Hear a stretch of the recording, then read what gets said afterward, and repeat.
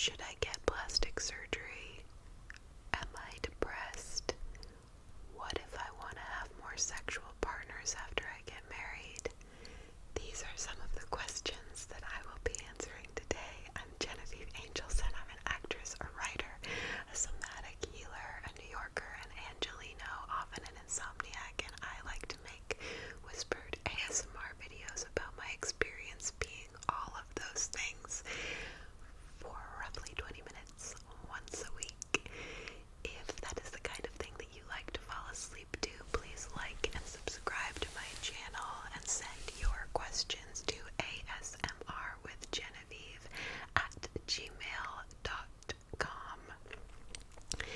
I don't know how the hell to title these videos. It occurs to me that podcasts often just have quippy quotes from that week's episode, but some of these can be categorized into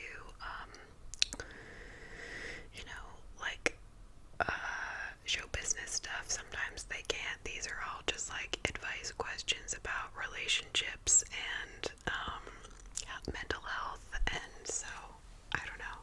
Girl talk part 2, gender non-specific part 2. I really hope you guys stayed awake for long enough in part 1 of this to hear the question about love bombing. Because, dear God, go back and listen to that one if you missed it. Okay, picking up on the high-key, unbelievable questions that got sent in. Okay. Oh, question number 1. What's the right amount of vanity for a woman approaching 40? I feel like I'm constantly vacillating between vagabond and aspirationally plastic. You are very funny. I don't know. I don't know. I do not aspire to be plastic at all. I aspire to be like Keanu Reeves and his girlfriend partner, who both just look so friggin' age appropriate and awesome. That being said, I've also been incredibly genetically fortunate. I do not have wrinkles, I do not have gray hair, and so easy for me to say. I think, look, aging is a privilege. I know, we've all heard that before, but every birthday, every year is a privilege that we get to be alive. So my question is what are your values? What do you need in order to show up to your life and your purpose?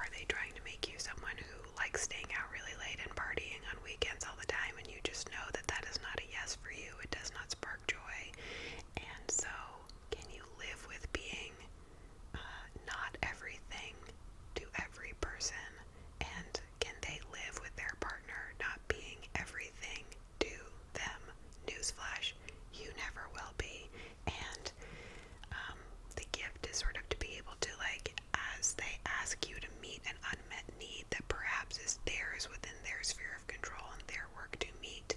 You get to say, I love you, and I'm handing you back to yourself. I love you, and I am releasing you to enjoy this part of your selfhood without me.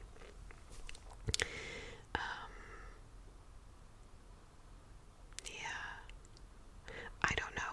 You said, is that love? I think definitions of love are sort of not useful.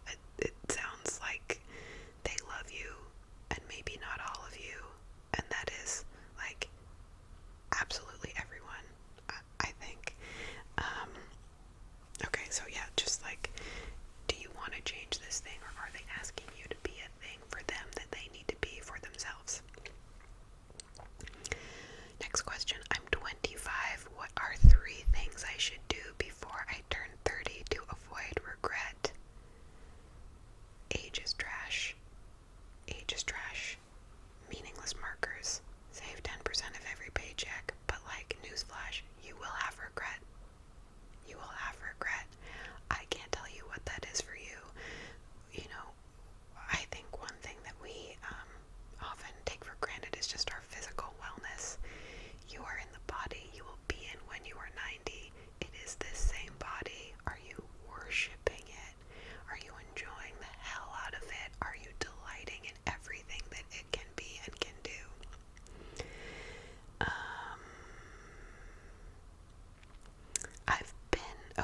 I'm in love with my boyfriend, and we've been together for 5 years. I know he wants to get married. I've never had another sexual partner. Will I regret not having more experience? Okay. Impossible to know, but if this is someone that you want to make a lifelong contract with, you need to put this on the table and say, it is very possible for me that I will at some point in the future feel curiosity about my lack of sexual experience. Let's treat that like it's a reality right now and make a plan for how we are going to handle it, as opposed to kicking this can down the road and hoping it doesn't explode. I would say, I love you so much. My intention is to be in a lifelong marriage with myself and my spiritual evolution, and I seek to marry someone who is in a marriage with him or herself and their lifelong spiritual evolution. Do you want that for me?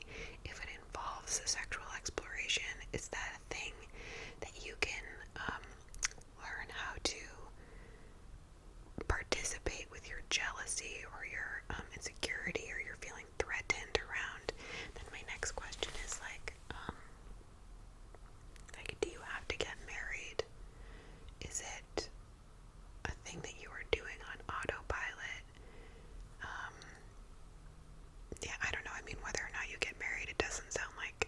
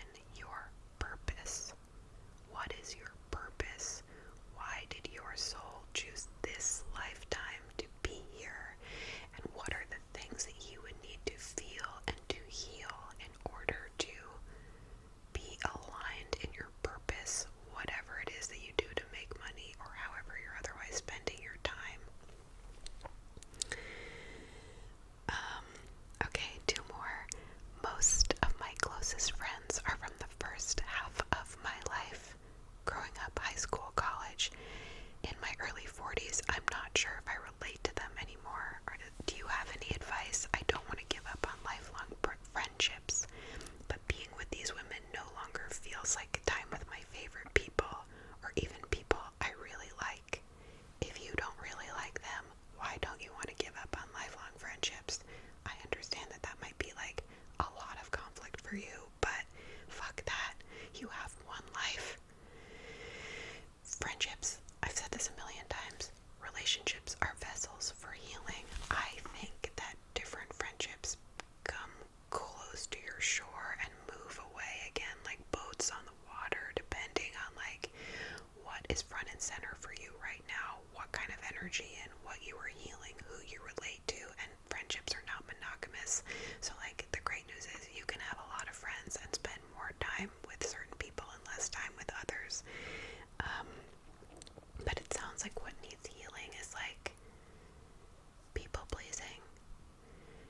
And by the way, when you stop people pleasing, people stop being pleased. So can you separate what those people will feel about your taking more space from what you know is correct for you? Do not give the hours of your free time away to people who do not feel good to you. And also, like, maybe this doesn't require actually, like, you can use a scalpel, not a sledgehammer. Like, this might not require like formal statements or like grand announcements or like whatever. You can just stop showing up, and if confronted, say, you know what, like, I'm just not feeling that close right now. I'm going through this thing that I don't relate to you over, or I'm finding I want to spend more time doing this thing, and I love you, and I value our history so much, and right now I'm just not feeling connected. That will be very hard to hear, but it is true for you. Oh, last one. How do you summon the courage to be so vulnerable and open about your private life in public? How do you know what is valuable and important to others to share, and have you ever gotten it wrong? Holy God. I mean, I think about this all the time. I think we never know how much our personal material is helping or healing another person. Always we are open to judgment. Always we are open to like, I don't know. I try to remember in the face of judgment that I am probably triggering something for the person who is hearing it, that they have judgment around because it's some part of themselves that they have not really brought into the light of their own love. That being said, this is not a science, it's an art. Can you give yourself the grace that like there may be times where you feel like you've overshared, or there may be times where you have l'esprit d'escalier, the spirit of the staircase, and you wish that you'd said something that you didn't say. I have found myself dramatically more boundaried over time. However, I believe that living is an act of service, and that sharing myself and my experiences and the text of my life is a way that has helped other brothers and sisters